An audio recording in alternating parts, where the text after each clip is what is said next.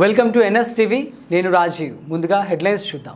నిజామాబాద్ జిల్లా నవీపేట మండల్ యంచ మీదుగా వెళ్లే బాసర రహదారిపై ఇటీవల కొత్తగా నిర్మించిన హైమాస్ట్ లైట్ గత కొన్ని రోజులుగా పనిచేయకపోవడంతో రాత్రి సమయంలో ప్రయాణికులు ఇబ్బందులు ఎదుర్కొంటున్నారు. రహదారి చీకటిగా మారడంతో వాహనదారులకు ఇబ్బందిగా మారింది. స్థానిక ప్రజలు ఆందోళన వ్యక్తం చేస్తున్నారు.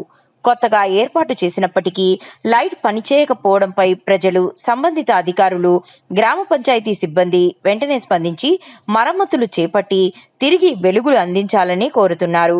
స్థానికుల అభిప్రాయం ప్రకారం రాత్రి వేళల్లో ప్రమాదాల అవకాశాలు పెరిగే అవకాశం ఉందని అధికారులు వెంటనే చర్యలు తీసుకోవాలని విజ్ఞప్తి చేస్తున్నారు.